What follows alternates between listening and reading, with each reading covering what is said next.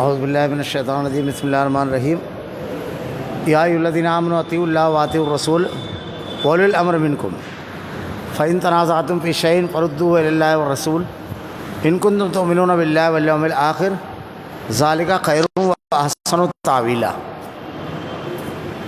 معزز حاضرین، قرآن کریم میں ہماری زندگی میں چاہے اکیلے انفرادی زندگی ہو چاہے اجتماعی، جو مسائل درپیش ہیں ان کا بڑا جامع حل پیش کیا گیا ہے۔ پہلی چیز تو یہ کہ میں نے جو قرآن کریم کی آیت تلاوت کی، اس میں ہمارا جو ایک معاملہ ہے کہ دینی معاملات میں اختلاف اور انتشار ہوتا ہے کسی معاملے میں، اور لوگوں میں دو رائے بنتی ہے۔ جب تنازع ہو اختلاف اور انتشار میں تو ہم کو کیا کرنا ہے، ہمارے لیے اس وقت کیا اصول ہے۔ اللہ نے ارشاد فرمایا یا ایھا الذین آمنوا اطیعوا اللہ واطیعوا الرسول، اے ایمان والو اطاعت کرو اللہ کی اور اس کے رسول کی، واولی الامر منکم، اور جو تمہارے بڑے ہیں، جو تمہارے امیر ہیں تم میں، منکم تم میں، ان کی اطاعت کرو۔ یعنی ہم جس معاشرے میں رہ رہے ہیں اس میں جو ہمارے بڑے لوگ ہیں، جو ہمارا امیر ہو، جو ہمارا رہبر اور رہنما ہو، اس کی اطاعت اور فرما برداری کرنا ہے، اللہ کی، اس کے رسول کی، اور اولی الامر منکم۔ فَإِن تَنَازَعْتُمْ، اگر تمہارے اندر تنازع پیدا ہو جائے، تنازع کس سے پیدا ہو سکتا ہے؟ اللہ سے تو ہو نہیں سکتا کیونکہ اللہ کے حکموں کو ماننا ہے، رسول سے بھی نہیں ہو سکتا کیونکہ رسول کی مخالفت سب کچھ ختم کر دیتی ہے، ایمان سب کچھ ختم کر دیتی ہے، رسول کو بھی۔ پھر تنازع کس سے ہوگا؟ اولی الامر منکم، جو امیر ہیں ان سے تنازع ہوگا، اختلاف ہوگا۔ جب ان سے اختلاف ہو تو چونکہ ان کی اطاعت کا بھی حکم ہے، اب اگر کوئی بات ایسی رکھتی ہے جو کتاب و سنت کے خلاف ہے، جو چیز ان کی ایسی ہے جو درست نہیں ہے، آپ نے ان سے اختلاف کیا، اب ان سے اختلاف کیا تو کیا کرنا ہے دونوں فریق کو، اولو الامر کو بھی اور عام لوگوں کو بھی، دونوں کے لیے یہ حکم ہے۔ فَإِن تَنَازَعْتُمْ فِي شَيْءٍ فَرُدُّوهُ إِلَى اللَّهِ، تو لوٹیں گے اللہ کی طرف، یعنی قرآن کی طرف، والرسول، اور رسول کی طرف۔ فَإِن تَنَازَعْتُمْ فِي شَيْءٍ فَرُدُّوهُ إِلَى اللَّهِ وَالرَّسُولِ إِن كُنتُمْ تُؤْمِنُونَ بِاللَّهِ وَالْيَوْمِ الْآخِرِ۔ یہ کن لوگوں کے لیے کہا جا رہا ہے؟ جو ایمان والے ہیں، آخرت کے اوپر ایمان رکھتے ہیں، بڑی اہم چیز ہے اور بہترین بات اللہ تعالیٰ نے یہ تم کو بتا دی، اختلافات کی حل کی۔ آخرت پر جو لوگ ایمان رکھتے ہیں تو اصل میں آخرت کی جو زندگی ہے، دنیا کی زندگی پہ اس کے بڑے زبردست اثرات پڑتے ہیں۔ عقیدہ آخرت جتنا مضبوط ہوتا ہے اتنا زیادہ انسان ہر معاملے میں صحیح فیصلہ کرنے والا اور صحیح قدم اٹھانے والا ہوتا ہے۔ اب عقیدہ آخرت میں یہ چیز ہے کہ دنیا میں جتنے بھی رشتے ہیں، سارے رشتے آدمی عقیدہ آخرت میں قربان کر دے گا، کوئی رشتہ کام نہیں آئے گا، کوئی رشتہ کام نہیں آئے گا۔ آدمی اپنی بیوی، اپنی ماں، اپنی بہن کے پاس ایک نیکی کے لیے جائے گا، ہر کوئی انکار کرے گا۔ اللہ نے ارشاد فرمایا لِكُلِّ امْرِئٍ مِّنْهُمْ يَوْمَئِذٍ شَأْنٌ يُغْنِيهِ، ایک چیز کافی ہوگی یہ ساری محبت اور تعلقات کو توڑ دینے والی۔ جن لوگوں کی قیادت، جن کی رہبری اور رہنمائی دنیا کے اندر لے کر چلتا تھا اور جن کو چھوڑتا نہیں تھا، ان کا معاملہ یہ ہوگا کہ قیامت کے روز آدمی کہے گا یوم یعض الظالم علی یدیہ یقول یا لیتنی اتخذت مع الرسول سبیلا یا ویلتی لیتنی لم اتخذ فلانا خلیلا، اپنے ہاتھوں کو چھپائے گا اور کہے گا کاش میں نے فلاں کی اتباع پیروی نہیں کی ہوتی، اللہ کے رسول کی اتباع پیروی کی ہوتی۔ استبرأ الذین اتبعوا من الذین اتبعوا ورأوا العذاب وتقطعت بهم الاسباب، پیشوا اپنے ماننے والوں سے دامن جھٹکیں گے، ان کو نہیں پہچانتے ہم۔ وتقطعت، اللہ تعالیٰ ان کے رشتوں کو کاٹ دے گا۔ تو اللہ تعالیٰ نے کہا آخرت پر تمہارا ایمان ہے تو خلیل اللہ کے نبی کو بناؤ، اسوہ ان کا اختیار کرو، اور یہ تمام رشتے یا تو آدمی یہاں قربان کرے یا آخرت میں آدمی کو قربان کرنا ہے۔ جس کا عقیدہ آخرت مضبوط ہوگا دانش مند آدمی یہیں پر قربان کر دے گا۔ تو ایسے معاملات میں اولو الامر کی اتباع نہیں کرنی ہے۔ لا طاعۃ المخلوق لمعصیۃ الخالق، خالق کی مخالفت میں مخلوق کی تابعداری نہیں کی جائے گی، یہ اصول ہے، چاہے وہ کسی بھی رشتے کا ہو۔ ماں باپ کے بارے میں اللہ تعالیٰ نے ارشاد فرمایا ہے، میں نے اس سے پہلے بتایا کہ تین چیزیں اللہ نے جوڑے سے قرآن میں بیان فرمائی ہے، اطیعوا اللہ واطیعوا الرسول، اقیموا الصلاۃ وآتوا الزکوٰۃ، اور تیسری چیز والدین کی اطاعت اور فرما برداری اور اپنی توحید. وَقَضَىٰ رَبُّكَ أَلَّا تَعْبُدُوا إِلَّا إِيَّاهُ وَبِالْوَالِدَيْنِ إِحْسَانًا. انما حرم اللہ تعالیٰ نے ارشاد فرمایا قل تعالوا اتل ما حرم ربکم علیکم اللہ تشرکوا بہ شیئا وبالوالدین احسانا. آپ کو جگہ جگہ یہ ملے گا والدین کی اطاعت اور فرما برداری. کسی صورت میں اللہ تعالیٰ نے کہا اف لکما ولا تنہرہما، ان کو سامنے اف بھی نہ کرو، بلند آواز سے جواب دینا ہے. یہ تو اف بھی نہیں کرنا ہے، اپنے بازو جھکا کر رکھنا ہے، بلکہ رب ارحمہما کما ربیانی صغیرہ ان کے لیے دعا کرنا ہے. لیکن وہی والدین اگر شرک کی تعلیم دے تو کیا فرمایا اللہ تعالیٰ نے وصاحبہما فی الدنیا معروفا، دنیا کے بارے میں ان کی بات مانو، لیکن دین کے معاملے میں سب سے زیادہ اہم رشتہ ہے انسان اسی رشتے کے ذریعے آتا ہے. اللہ کے نبی نے کہا سب سے زیادہ حق تیری ماں تیری ماں تیری ماں پھر تیرے باپ جنت میں جانے کا ذریعہ ہے. اللہ کے نبی نے رمضان المبارک کی مشہور حدیث ہے جو ہر رمضان میں علماء بیان کرتے ہیں، لوگ سنتے ہیں، کہ وہ شخص جو اپنے والدین کو بڑھاپے میں پائے اور ان کی خدمت کر کے جنت میں نہ جائے اس پر لعنت ہے. کس کی؟ جبرائیل امین کی. اور اس پر امین کہا محمد الرسول اللہ. لیکن ان کی بھی نہیں ماننا ہے. اور یہی صحابہ کا منہج تھا. صحابہ کرام جو تھے دلیل آ جانے کے بعد باپ ہو بڑا ہو چھوٹا ہو کتنا بھی زہد و تقوی والا ہو دلیل کی اتباع کرتے تھے. جب کسی معاملے میں اختلاف ہو جائے، ہمارے ہاں جب اختلاف ہوتا ہے تو اختلاف ختم کیوں نہیں ہوتا ہے؟ ان کو اتنا نہیں سمجھتا کیا تھا. ارے کتنے بڑے فقیہ تھے، ان کی عبادت کیسی تھی، 40 سال تک کے ایک وضو پہ نماز پڑھ رہے ہیں فجر کی، عشاء کے فجر. کوئی 12 سال تک کھڑا رہ رہا ہے، سب یہ سب بتانے لگتے ہیں. معاملہ اصل میں اختلاف کا ہے. اللہ کے نبی صلی اللہ علیہ وسلم کی دنیا سے رخصت ہونے پر سب سے پہلا اختلاف جو ہوا تھا، سب سے پہلی چیز جو کہ آپ کی تدفین کہاں کی جائے. پہلے تو آپ کی وفات پر اختلاف ہوا. پہلا حضرت عمر رضی اللہ تعالیٰ عنہ نے کہا کوئی اگر کہے گا اس تلوار سے اس کی گردن مار دوں گا. ابوبکر صدیق رضی اللہ تعالیٰ عنہ کچھ نہیں کیا. آپ ممبر پر کھڑے ہوئے وما محمد الا رسول قد خلت من قبل الرسل افإن مات او قتل انقلبتم على اعقابکم. محمد ایک رسول ہے، ان سے پہلے بھی بہت سارے رسول آ کر گئے. اگر ان کو وہ موت آ جائے یا قتل کر دیا جائے تو کیا تم ایڑیوں کا بل گھوم جاؤ گے؟ حضرت عمر رضی اللہ تعالیٰ عنہ کہتے ہیں کہ قرآن کریم کی اس آیت کی تلاوت جب ابو بکر صدیق نے کی تو مجھ کو لگا میرے پیروں میں طاقت نہیں ہے، بیٹھ گیا میں. یہ قرآن کی آیت آئی، سب خاموش. دوسرا معاملہ ہوا آپ کی تدفین کہاں کی جائے. کسی نے کہا مکہ چلنا چاہیے، کسی نے کہا مسجد اقصی. اللہ کے نبی صلی اللہ علیہ وسلم کے بارے میں ابو بکر صدیق رضی اللہ تعالیٰ عنہ نے کہا کہ میرے پاس ایک حدیث ہے. اللہ کے نبی نے ارشاد فرمایا کہ جہاں پر نبی کی وفات ہوتی ہے وہیں اس کی تدفین کی جاتی ہے. معاملہ ختم ہو گیا.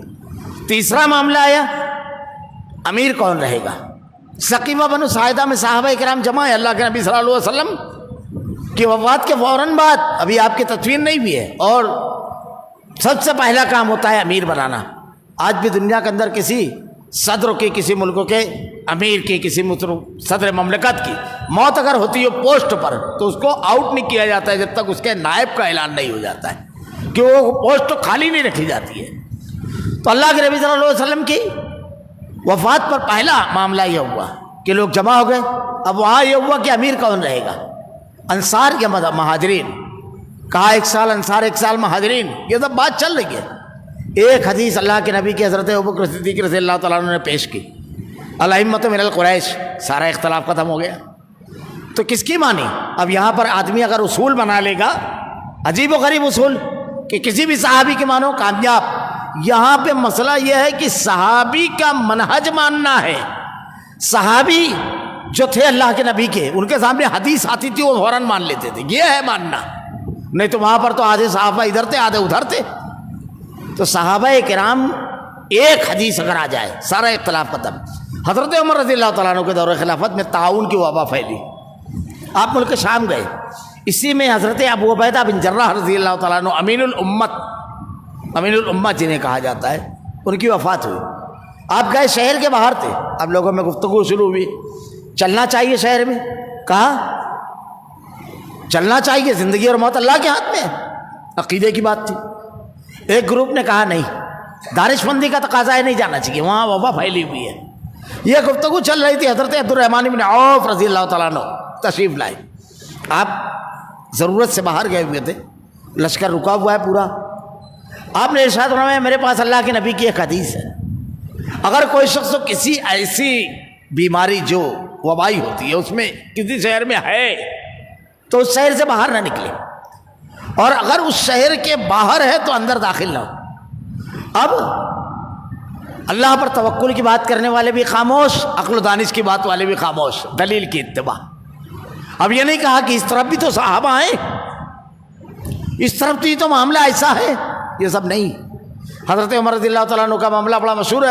حضرت آپ کے بیٹے عبداللہ ابن عمر کا کسی نے سوال کیا کہ آپ کے والد تو حج تمتع کے قائل نہیں تھے، آپ نے جواب دیا دین میں بات محمد رسول اللہ صلی اللہ علیہ وسلم کی چلے گی یا عمر بن خطاب رضی اللہ تعالیٰ عنہ؟ کیا فضیلت تھی آپ کی، محدث تھے آپ، اللہ سے مانگا تھا آپ کو اللہ کے نبی صلی اللہ علیہ وسلم نے. آپ کی ایمان قبول کرنے کے بعد صحابہ کرام کہتے ہیں کہ مسلسل اسلام بڑھا، جس نے ہم کو مارا ہم نے اس کو مارا. جواب دیا، پہلی اعلانیہ عبادت حضرت عمر رضی اللہ تعالیٰ عنہ کے قبول اسلام کے بعد ہوئی ہے. کیا فضیلت ہے آپ کی. اللہ کے نبی صلی اللہ علیہ وسلم نے کہا اس کی مثال موسیٰ کی طرح ہے حضرت عمر رضی اللہ تعالیٰ عنہ کی. لیکن اللہ کے نبی کی بات آ گئی، فَإِن تَنَازَعْتُمْ فِي شَيْءٍ فَرُدُّوهُ إِلَى اللَّهِ وَالرَّسُولِ. اللہ اور اس کے رسول کی بات آ گئی، ساری جامعیت فضیلت سارا مناقب قبول، لیکن اس سے آگے نہیں، یہیں تک. وہ مناقب پر نہیں، اطاعت پر بحث ہے. یہاں پر آپ مناقب اور فضائل مت بیان کیجیے. تو یہ منہج صحابہ ہے، اور بہترین چیز اللہ نے اسی کو قرار دیا. ہم اپنے اختلافات کو اپنے موقف پر ڈٹے رہ کر کے ختم کرنا چاہے نہیں، ہم اپنے موقف کو محمد الرسول اللہ صلی اللہ علیہ وسلم کا بتایا ہوا ضابطہ، اللہ کے کلام میں بتائے ہوئے ضابطے میں یعنی اطیع اللہ و اطیع الرسول پر لے آئے، ہمارے اختلافات ختم ہو جائیں گے. یہ ایک بنیادی چیز بیان کی گئی ہے. اس کی اور بھی تفصیلات ہے بہت لمبی. دوسری چیز آگے تھوڑا سا آگے بڑھ کر کے ہے، وَإِذَا جَاءَهُمْ أَمْرٌ مِّنَ الْأَمْنِ أَوِ الْخَوْفِ أَذَاعُوا بِهِ وَلَوْ رُدُّوهُ إِلَى الرَّسُولِ وَأُولِي الْأَمْرِ مِنكُمْ. اگر کوئی امن اور خوف کی خبر ہو تو اس کو لوگوں میں عام نہ کرو، بلکہ پہلے رسول اور اولی الامر جو تمہارے ہاں دانش مند ہیں پہلے ان کو بتا لو، اس کے بعد اس کو خبر کو فارورڈ کرو. یہ بہت اہم اصول ہے، بہت اہم چیز ہے. اللہ کے نبی جب تھے تو معاملہ اللہ کے رسول صلی اللہ علیہ وسلم خبریں جو ہیں اس کے اثرات ہوتے ہیں. اگر خوف کے ماحول میں کسی بری خبر کو آدمی عام کر دیتا ہے تو حوصلے ٹوٹ جاتے ہیں. امن کے ماحول میں کبھی کبھی کوئی بری خبر آدمی عام کر دیتا ہے تو امن خراب ہو جاتا ہے، یہاں بھی حوصلے ٹوٹتے ہیں. غزوہ احزاب جس کو غزوہ خندق بھی کہا جاتا ہے، اللہ کے نبی صلی اللہ علیہ وسلم نے حضرت سعد کو بھیجا، یہودیوں سے جا کر بات کرو، کیونکہ ان سے معاہدہ تھا کہ مدینہ پہ اگر کوئی بھی حملہ کرے گا تو ہم دونوں مل کر مقابلہ کریں گے. اور احزاب کے ٹائم یہ اندر اندر مشرکین مکہ سے مل گئے. تو اللہ کے نبی صلی اللہ علیہ وسلم نے کہا اگر وہ لوگ معاہدے پہ قائم ہو، کیونکہ مدینہ خالی تھا، تمام مدینہ کے مرد محاذ پر ڈٹے ہوئے تھے. صورتحال ایسی تھی کہ عورتیں ایک قلعہ نما گھڑی میں تھی اور ایک مرد صرف حسان بن ثابت رضی اللہ تعالیٰ عنہ وہاں تھے. قرآن نے جو اس کا نقشہ کھینچا ہے، نفسیات کی جو جنگ ہے، آپ سورہ احزاب پڑھیے. اللہ کے نبی صلی اللہ علیہ وسلم نے کیسی کامیاب قیادت کی. انتہائی طاقتور دشمن سامنے اور انتہائی مشکل حالات، اندر سے حملے کا خطرہ، دھوکہ، خواتین اور بچے کھلے ہوئے ہیں بالکل. وَإِذْ زَاغَتِ الْأَبْصَارُ بَلَغَتِ الْقُلُوبُ الْحَنَاجِرَ وَتَظُنُّونَ بِاللَّهِ الظُّنُونَ، دل حلق میں آ کر اٹک گئے. یہ عالم تھا. اللہ کے نبی صلی اللہ علیہ وسلم نے حضرت سعد کو جب بھیجا تو کہا اگر خبر یہ ہو کہ وہ لوگ ہمارے ساتھ ہیں تو سب کے سامنے اعلانیہ بیان کرنا، حوصلہ بڑھ جائے گا کہ نہیں اندر ہمارے ساتھ لڑنے والے ہیں. اور اس کے خلاف معاملہ ہو تو پھر لوگوں میں مت بیان کرنا. بہت اہم چیز ہوتی ہے یہ. کسی خبر کو ایسے موقع پر عام کر دینے کا مطلب کیا ہوتا ہے. ہمارے یہاں دیکھیے یہی سب سے بڑا مسئلہ ہے. آپ ایک کو 10 مار رہے ہیں، آدمی اس کو فارورڈ کر رہے ہیں. مار کھانے کی خبریں اپنی قوم میں پھیلا کر کے تم کیا کر رہے ہو؟ بزدل بنا رہے ہو اپنے لوگوں کو. کس قسم کی خبریں پھیلا رہے ہو؟ کسی آدمی کے اندر کوئی خرابی اور خامی آئی، ہمارا معاشرہ کتنا برا ہے یہ بتاتے ہیں، کبھی ہم نے اس کا کوئی اندازہ نہیں لگایا۔ میں ابھی 2 خبریں صرف کہوں گا۔ یہ ایک قسم کی نفسیاتی جنگ ہے جو جاری رہتی ہے، اور اللہ تعالیٰ نے اس میں دستور دیا ہے۔ ہم کو یہ بتایا گیا ہے کہ مثبت سوچ، پازیٹو تھنکنگ، یعنی مثبت خبریں جب عام کریں گے تو معاشرے کے اندر نیکیاں اور مثبت جذبات بڑھیں گے، اور منفی خبریں اگر عام کریں گے تو منفی جذبات بڑھیں گے۔ جیسے کسی شخص کی مسلم دشمنی اور وہ فسادیوں کا ساتھ دیتا ہے، اس کے بائیکاٹ کا اعلان ہوا، تو اب 10 لوگ اگر نہیں جا رہے ہیں تو وہ عام کرنا ہے کہ دیکھو ان کے اندر غیرت باقی ہے، یہ نہیں جا رہے ہیں۔ لیکن آدمی دیکھتا ہے 50 لوگ جا رہے ہیں تو بولتا ہے کوئی رکتا ہی نہیں ہے۔ یہ بالکل غلط انداز ہے، حوصلہ نہیں توڑا جاتا ہے، 10 کو حوصلہ دیا جاتا ہے۔ اس سے کیا ہوگا؟ یہ بھی بالکل غلط طریقہ ہے، غلط، بہت زبردست چیز اللہ کے نبی نے بیان کی ہے، میں نے اس سے پہلے بیان کیا۔ یہاں مزاج کیا ہے آپ دیکھیے، حاتب بن ابی بلتہ رضی اللہ تعالیٰ عنہ، آپ سے اتنی بڑی غلطی ہوئی فتح مکہ کے موقع پر کہ آپ نے ایک لیٹر لکھا مکہ، اور اللہ کے نبی پوری خبر کو خفیہ رکھنا چاہ رہے تھے۔ اللہ تعالیٰ نے وحیوں کے ذریعے آپ کو خبر دی، آپ نے حضرت علی اور سعد بن ابی وقاص سے کہا مقام شوط پر جاؤ، ایک عورت ملے گی، اس کے بعد ایک لیٹر ہے، میں اس کی تفصیل میں نہیں جاتا۔ لیٹر لے کر آئے، حضرت حاتب بن ابی بلتہ نے کہا اللہ کے نبی میرے بارے میں کوئی فیصلہ جلد بازی میں نہ کیجیے، صرف اتنا تھا کہ میرا کوئی وہاں پہ قبیلہ نہیں ہے، میں تو ان لوگوں کے ساتھ لگا تھا قریش کے، اب میرا گھرانہ پورا وہیں ہے، میں ان کے نرمی آ جائے اور میرا گھرانہ محفوظ رہے، بس صرف یہ مقصد تھا، بس اور کچھ نہیں۔ اللہ کے نبی نے کہا یہ بدروں کے شرکا میں سے چھوڑ دو۔ کسی ایک صحابی نے آپ کو کبھی مخبر کہا ہو ایسی ایک مثال لے کر آؤ، ایک۔ ہمارے یہاں اگر کوئی کچھ کر دے تو یہ ہے پازیٹو تھنکنگ، یہ ہے مثبت سوچ۔ حضرت معاذ اسلمی اور غامدیہ دونوں سے زنا ہوا، لیکن علماء جب بھی اس واقعے کو بیان کرتے ہیں تو توبہ کیا ہے اس تناظر میں بیان کیا جاتا ہے کہ اللہ کے نبی نے کہا 70 لوگوں میں ایسی توبہ کی، اس نے اتنا رویا اللہ کے سامنے کہ 70 لوگوں میں اگر اس کی توبہ بانٹ دی جائے تو اللہ سب کی مغفرت فرما دے گا۔ کسی نے ان کو زانی کہا، کسی نے طنز کیا، بعد میں معاذ اسلم غامدیہ پوری وادی میں بانٹ دی جائے تو پوری وادی کی مغفرت، یہ ہے مثبت سوچ۔ ہم لوگ سوچیں، حضرت میں نے اس سے پہلے غالباً بتایا ام سلیم کا واقعہ اور حضرت طلحہ کا کیا ہوا۔ اللہ کے نبی کے پاس ایک قبیلہ آیا، قافلہ، اللہ کے نبی نے ان کی حالت دیکھی، کہا ہر شخص 2 لوگوں کو لے کر جائے۔ حضرت طلحہ ام سلیم کے پاس آئے، یہ ہماری مائیں ہیں، ہمارے یہاں جب تقریر کرتے ہیں مقرر تو ہماری خواتین ایسی طنزیہ انداز، یہ ہے ہماری مائیں۔ وہ سمیہ، یہ ہے ہمارے پاس عقیدہ کہ ابو جہل برچھی لے کر کھڑا ہے، بولتا ہے بول دین دے گی کیا جان؟ کہا بڑی چھوٹی چیز مانگ لی تو نے عقیدے کے سامنے۔ یہ ہے ہماری ماؤں کا عقیدہ، یہ ہماری بیٹیوں کا عقیدہ کہ جان قربان کر دی، پہلی شہیدہ اسلام کی، اللہ اپنی بے شمار رحمت نازل فرما رب العالمین اس کے اوپر۔ یہ مثبت سوچ ہے۔ یہ حضرت ام سلیم کے پاس گئے اور جا کے کہا ایسا ایسا معاملہ تھا، بھوکے پیاسے لوگ، اللہ کے نبی بے قرار ہو گئے ان کی حالت دیکھ کر کے، 2 کو کھانا کھلانا ہے، کیا صورتحال ہے گھر میں؟ کہا صرف 2 لوگوں کا کھانا ہے، آپ بھی بھوکے ہیں، میں بھی بھوکی ہوں، بچے بھی، لیکن فکر مت کرو۔ یہ تھی ہماری مائیں۔ ہمارے یہاں بولتے ہیں کہ تانا دینے لگتی ہے، وہ ایسی رہتی ہیں مسلم خواتین، ہم ان کو بتائیں تمہارا اصلی چہرہ یہ ہے۔ کیا ہوا؟ حضرت ام سلیم کہتی ہے، بہت اچھا مشورہ دیتی ہے خواتین۔ صلح حدیبیہ کے ٹائم ام سلمہ نے مشورہ دیا اللہ کے نبی کو کہ اٹھ کر کے قربان کیجئے جانور۔ جب اللہ نے پہلی وحی نازل کی حضرت اللہ کے نبی پر تو گھر آ کر کے کہا اپنی اہلیہ سے، حضرت خدیجہ الکبریٰ سے، زملونی، مجھ کو چادر اڑاؤ، مجھ کو ڈر میں ہلاک نہ کر دیا جاؤ۔ کیسی تسلی دی، اللہ آپ کو ضائع نہیں کرے گا، آپ تو نیک آدمی ہیں، ضرورت مندوں کی ضرورت پوری کرتے ہیں، کمزوروں کا سہارا ہے، مظلوموں کا سہارا ہے، ضرورت مندوں کے مددگار ہیں۔ ساری اخلاقیات گرا دی آپ نے، اس وقت تسلی دی۔ یہ خواتین ہیں ہماری، ہم کون سی تصویر پیش کر رہے ہیں؟ عقیدہ دیا نہیں، اور وہ بدعقیدہ آدمی کے ساتھ چلی گئی جو شرمسار ہو، اس پر اقدام کیا جانا چاہیے۔ ہم اپنی بیٹیوں کو عقیدہ سکھائیں، نہ کہ اس شرمندہ کرنے والی خبروں کو عام کریں، یہ طریقہ نہیں ہوتا ہے۔ خیر، حضرت ام سلیم کہتی ہیں کوئی بات نہیں، یہ ہے ہماری خواتین، یہ ہے مسلم خاتون. کہتی ہیں کوئی بات نہیں، بس ایک کام کرنا، ذرا سا دیر سے لانا مہمانوں کو.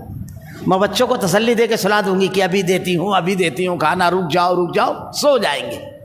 جب آپ لانا میں چراغ سیدھا کرنے کے بہانے بجھا دوں گی، اور جب میں بجھا دوں گی تو تم ان کے ساتھ کھانے بیٹھنا، کھانا مت کھانا، صرف ایسا انداز اختیار کرنا کہ تم کھا رہے ہو.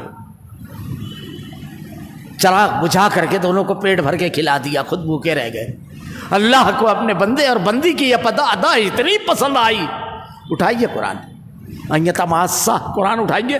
اللہ کے نبی کو بذریعہ وحی اطلاع دی، اور آج رات کی تاریکی میں چراغ بجھا کر جو نیکی کی گئی تھی آج تاریخ کی روشنی میں. کیوں؟ یہ نیکی کے جذبات. ہم لوگ کون سی خبریں عام کرتے ہیں؟ یہ شریعت ہے، یہ دین ہے، یہ ہے. امن اور خوف میں کوئی بری خبر. ابھی ہمارے یہاں دیکھیے لوگوں کا مشغلہ کیا ہے، بڑی اہم چیز ہے. کرنا کیا چاہیے ہماری قوم کا؟ اگر کوئی آدمی، ابھی دیکھیے پیچھے اسرائیل کا معاملہ چلا جائے، امن اور خوف کی کوئی خبر پھیلانے سے پہلے تحقیق کر لو، اس کو آگے کرنے کا نقصان ہے یا فائدہ. یہ بتا رہا ہوں، قرآن نے کہا ہے، 5ویں پارے کی آیت ہے، وَإِذَا جَاءَهُمْ أَمْرٌ مِّنَ الْأَمْنِ أَوِ الْخَوْفِ. کیا ہوا؟ ایک پٹاخہ چھوڑتا تھا، 2 4 5 پٹاخے. کون؟ ایران. پٹاخہ ہی بولیں گے اس کو، کیونکہ مرغی تو کیا، مرغی کا انڈا بھی نہیں پھٹتا تھا اس میں. اب ہمارے یہاں سوشل میڈیا پر ایک خاص گروہ اخوانیوں اور مودودیوں کا اچھل کود مچا دیتا تھا. اس کا نقصان کیا ہوتا تھا؟ اسرائیل کو تو جواز ملتا تھا کہ میرے اوپر میزائل سے حملہ ہوا، اس کا نقصان کتنا ہوا؟ نہیں، حملہ ہوا، اب وہ مار رہا ہے. اور ہمارے ہاں اس خبر سے لوگوں کو اطمینان کیا، اور ہماری طرف سے بھی جوابی کارروائی نہیں تھی، مسلمانوں کے قتل عام کا راستہ صاف کیا تھا. آج بھی وہ سب لوگ زندہ ہے. جب پہلی مرتبہ حماس نے 500 میزائل داغے، صبح میں ایک دواخانے میں پہنچا، مجھ کو ڈاکٹر صاحب نے وہ اخبار آگے کیا، میں نے کہا یہ پٹاخے ہیں، اب یہاں سے قتل عام دیکھنا مسلمانوں کا کتنا قتل ہوا، پورا غزہ ختم کر دیا گیا، کیا فائدہ ہوا اس کا؟ ہم لوگ اس خبر کو لے کر اچھل کود کرتے ہیں. اور یہ بھی ایک چیز وہیں پر ہے، کیا کرنا ہے ہم کو. آج مسلمان قوم کے کسی بھی آدمی کو پکڑیے، یہ سب شریعت کی دوری ہے، قرآن و حدیث سے دوری ہے. ہم نے اپنے معاملات کو شریعت کے میزان پر لے جا کر تولنا اور اس کے مطابق کرنا چھوڑ دیا. صحابہ کرام جو تھے نا، ادخلوا فی السلم کافہ، پورے اسلام میں داخل ہو گئے تھے. کیا ہے معاملات، اس کے نقصانات کیا کیا ہوئے؟ اب دیکھیے ہمارے یہاں اگر کسی مسلمان کو پکڑیے، مسلم مسائل اتنی تفصیل سے بتائے گا کہ دانشوران، لیڈران، قائدین، صحافی نہیں بتا سکتے، اور حل اس سے پوچھیں گے تو خاموش. ہم بیماری بتانے کے لیے آئے ہیں یا حل؟ مسائل سب کو معلوم ہے، اس کو حل کون کرے گا؟ ابھی یہ دیکھیے اسی جنگ میں صورتحال کیا ہے.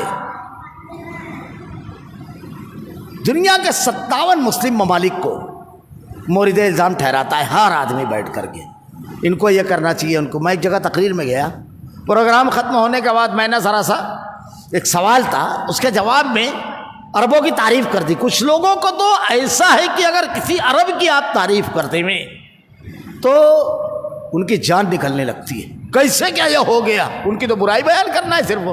حالانکہ دنیا میں صرف ایک ملک ہے مسلمانوں کا جہاں اسلام بطور قانون نافذ ہے، ایک ملک ہو جہاں عزت محفوظ، مال محفوظ، دین کی سب سے زیادہ خدمت. لیکن سب سے زیادہ گالی بے دین مسلمان، دین نہ جاننے والے، صحابہ کو گالیاں دینے مسلمانوں کے دشمن، رافضیت کی پروردہ ذہنیت کے حاملین سب سے زیادہ انہی کو گالیاں دیتے ہیں. بہرحال میں کہہ دیا، ایک عنوان تھا خودکشی کا، اس پر کبھی بات کریں گے انشاءاللہ. اور ابھی تو بہت ضروری ہو گیا، شہر میں قریب میں واقعات ہوئے تو وہ کھڑا ہو گیا. اب اس نے شروع کر دیا تو میں نے کہا بھائی آپ عرب کے 57 مسلم ممالک کو اتنا برا بھلا کہہ رہے ہو میرے سامنے. تو میں بھی کہنے لگوں یہ چاہتے ہو کیا؟ اس کا فائدہ کیا جو آپ کہہ رہے ہو؟ کیا فائدہ اس کا؟ ہم یہ کر سکتے ہیں کیا کہ ان کو بولیں جا کر کے محاذ پر لڑو، اپنی فوج اتارو؟ کر سکتے ہیں؟ نہیں. لیکن جو ہم کر سکتے ہیں اس پر ذرا سا بات کر لیتے ہیں. اسرائیلی پروڈکٹ آپ کی گلیوں میں اور محلوں میں بک رہا ہے. آپ اس کو نکال سکے؟ اپنی گلی کی دکان سے نکال سکے؟ اپنے محلے سے نکال سکے؟ مولا اس شہر میں بالکل اس علاقے میں پہلا خطاب ہے میرا، پہلی بار آیا ہوں یہاں سے اٹھ 10 بجے ہے رات کا، 3 گلی میں کم سے کم بھی تو 5 دکانوں پر یہ پروڈکٹ بکتا ہوا بتاؤں گا۔ تو وہیں ایک شخص بیٹھا ہوا تھا، وہ اٹھا، اب وہ کھٹا مٹھا معاملہ رہتا ہے لوگوں سے، بولے مولانا اس کے گھر پہ اس کے بھائی کی دکان ہے نیچے، وہاں یہ پروڈکٹ بکتا ہے۔ اور وہ مجاہد اعظم غزہ پر جو اپنے گھر کی دکان سے وہ پروڈکٹ اپنے محلے کی دکان سے نہیں نکال سکے، وہاں سے اسرائیل کو نکالنے کی بات کرتے ہیں۔ تو جو کر سکتا ہے تو، میں بتا رہا ہوں آپ کو، اس جنگ کے دوران میں ایک فنکشن میں گیا، ایک پروگرام میں، بڑا پروگرام تھا، شہر کی تمام سربراہ شخصیات وہاں موجود تھی، کھانے کا نظم تھا، کھانا کھانے کے لیے بیٹھے، وہی پروڈکٹ رکھے ہوئے تھے۔ تو میرے بازو میں ایک انتہائی دانشمند جماعت کے امیر بیٹھے ہوئے تھے، وہ بھی بہت دانشمند تھے، بوتل کھول لی انہوں نے۔ تو میں نے ان سے کہا کہ شیخ آپ کی تقریر تو بڑی پیاری ہوتی ہوگی اس عنوان پر۔ مولا پہلی آزمائش پروگرام آرگنائزر کی تھی کہ وہ پروگرام میں یہ پروڈکٹ نہیں لاتا، اب دوسری آزمائش ہماری ہے کہ ہم اس کا ڈھکن کھولتے ہیں نہیں، میں تو چھوؤں گا بھی نہیں اس کو۔ ہم کو کیا کرنا ہے، ہمارا رینج کیا ہے، یہ ہم کو دیکھنا ہے۔ اللہ ہم سے ہمارے بارے میں پوچھے گا، گراؤنڈ ریئلٹی، ریئل ہمارا گراؤنڈ کیا ہے، اس گراؤنڈ میں ہم کتنا کچھ کر سکتے ہیں، وہ ہم کر رہے ہیں۔ پوری دنیا کو کرنے کے لیے کیا ہے یہ ہم بتا رہے ہیں، لیکن ہم کو کیا کرتا ہے یہ ہم کو نہیں معلوم ہے۔ ہم جو اس کی کمر توڑ سکتے ہیں معیشت سے، ہم فرقہ پرست و مسلم دشمن قوتوں کی اس راستے سے، اور ہم کو یہ نہیں کون نہیں کر رہا ہے، یہ نہیں، ہم کو کرنا ہے، یہ مزاج بنانا ہے۔ اور خبروں کی ترسیل، ایسی خبریں جو عوام میں ڈپریشن، بزدلی، کم ہمتی اور برائی کو پروان چڑھائے، یہ باقاعدہ ایک منصوبہ بند پروگرامنگ ہے، سائیکالوجیکلی جنگ ہے۔ کس موڑ پر ہم جا چکے ہیں، چلو سنو۔ پیچھے واٹس ایپ پر ایک تصویر آئی، ایک مسجد کی اور ایک بدھ عبادت خانے کی۔ مسجد کی جو تصویر تھی، چپل جہاں اتارتے ہیں وہ تھی، اور بدھ عبادت خانے کی تھی۔ تو ان لوگوں کا چپل کیسے تھا، جیسے شو روم پہ رہتا ہے، بالکل ایک کے بازو میں ایک ایسے رکھا ہوا تھا، اور ہمارا چپل کیسا رہتا ہے ہم کو تھوڑی بتانا ہے، ہم مسلمان ہیں، ہم کو معلوم ہے مسجد کے باہر کیسا رہتا ہے چپل۔ ہم لوگوں نے ڈالنا شروع کیا اور مسلمانوں پر طنز کرنا شروع کیا، صرف دیکھیے ہم کہاں چلے گئے۔ تو میں واٹس ایپ پر اس پر لکھتا نہیں ہوں عام طور سے، کچھ کامنٹ وغیرہ جلدی کبھی نہیں کرتا ہوں میں، تو کبھی اگر رہا ایک آدھ موقع تو دیکھ کر کے میں نے اڑا دیا۔ ایک بہت ہی بڑے آدمی نے بامبے کے یہ ڈالا، جب ان کے نام کا دیکھا تو میں نے ان کو فون کیا، دیکھو ہم کہاں گئے۔ میں نے ان سے کہا حضرت آپ نے چپلوں کو تو دیکھ لیا بے ترتیب اور ترتیب وار، بے جان چپلوں کو، مگر عبادت خانے کے اندر جا کر انسانوں کو بھی دیکھتے کہ کس عبادت خانے میں امیر و غریب، عالم و جاہل، مالک اور نوکر بازو بازو میں کھڑے ہیں، اور کس عبادت خانے میں الگ الگ لائنیں ہیں، ذرا یہ بھی دیکھ لیتے۔ آپ کا اسوہ زندہ انسان ہے یا مردہ چپل؟ ہمارا اسوہ زندہ انسان ہے، آ کر ہمارے عبادت خانے میں دیکھو۔ یہ ہماری صورتحال ہے، یہ چپلوں کو اسوہ بنا رہے ہیں اور قوم پر طنز کر رہے ہیں۔ کہاں جا رہے ہیں؟ ہے کچھ اور؟ وَإِذَا جَاءَهُمْ أَمْرٌ مِّنَ الْأَمْنِ أَوِ الْخَوْفِ أَذَاعُوا بِهِ وَلَوْ رُدُّوهُ إِلَى الرَّسُولِ وَأُولِي الْأَمْرِ۔ پہلے اس پر تدبر کرو، کس خبر کو فارورڈ کر رہے ہو۔ دیکھیے آخری بات کہتا ہوں، بات لمبی ہو گئی، ورنہ ایک اور آیت پر میں تھوڑا سا کہنے والا تھا کہ یاد رکھیے ایک چیز، کہ بچے کی تربیت کے اصول میں ایک بنیادی اصول کیا ہے جانتے ہو؟ پہلی چیز تو یہ کہ آدمی جس دن شادی کا ارادہ کرتا ہے، تربیت اولاد کا پہلا قدم اسی دن اٹھاتا ہے۔ کس گود میں اس کا بچہ پلے گا یہاں سے شروع ہو جاتا ہے۔ پھر سب سے زیادہ بڑی تربیت گھر میں ہوتی ہے بچے کی۔ ہم اپنے بچے کا کتنا پیریڈ لیتے ہیں اندازہ رہتا ہے۔ ایک آدمی گھر میں چیئر پر بیٹھا ہوا ہے، اچانک موبائل آیا، اس نے نکالا موبائل، ہاں ہلو، ارے ہاں میں بازار میں ہوں۔ 3 سال کا بچہ دیکھ رہا ہے بیٹھا کھیل، والد صاحب تو گھر میں بیٹھے ہوئے اور بول رہے ہیں بازار میں، مطلب جھوٹ بولنے میں کوئی حرج نہیں ہے. یہ پیریڈ تھا, ہم نے لے لیا بچے کا, دے دی ہم نے کلاس. ہم سے سیکھتا ہے. بچہ جب بگڑ جائے, نافرمانی کرے, تو ماہرین کہتے ہیں اس کی اصلاح کیسے کرنا ہے جانتے ہو؟ میں وہیں سے قوم پر آ کر کے اپنی بات سے بیٹھ دوں گا. اگر 100 چیز میں وہ نہ کہتا ہے تو آپ اس کو ڈانٹنا, طنز کرنا کہ یہ نافرمان ہے, ضدی ہے, یہ چھوڑ دو نہ. ایک مرتبہ اگر آپ کی بات مان جائے تو خوش ہو کر کہیے یہ ہے لڑکا, زبان سے نکلا اور پورا کر دیا, دل خوش کر دیا اس نے. اس سے کیا ہوگا معلوم ہے؟ اس کے مثبت جذبے کو آپ نے ہوا دے دی. ہر آدمی تعریف پسند ہوتا ہے, بس اس کے بعد وہ مثبت ایسے کام کرنے کی کوشش کرے گا جس پر اس کو شاباشی ملے, جس پر اس کی اہمیت بتائی جائے اس کو. یہ طریقہ ہے دعوت کے میدان میں. اگر ایک آدمی کے اوپر آپ کو محنت کرنا ہے تو ایمان کی چنگاری ہر دل میں ہوتی ہے, سلیقے سے ہوا دے کے اس کو شعلہ جوالہ بنانا ہوتا ہے. یاد رکھیے.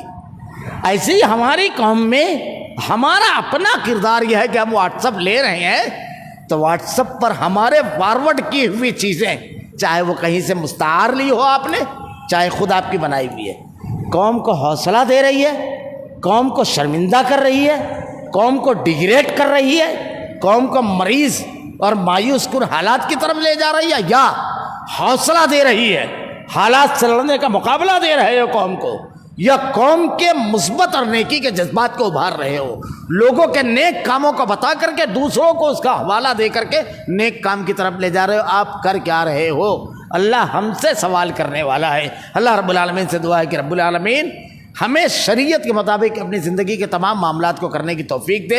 الہ العالمین ہمارا خاتمہ ایمان پر فرما. ربنا لا تزغ قلوبنا بعد إذ هديتنا وهب لنا من لدنك رحمة إنك أنت الوهاب. سبحانك اللهم وبحمدك أشهد أن لا إله إلا أنت أستغفرك وأتوب إليك.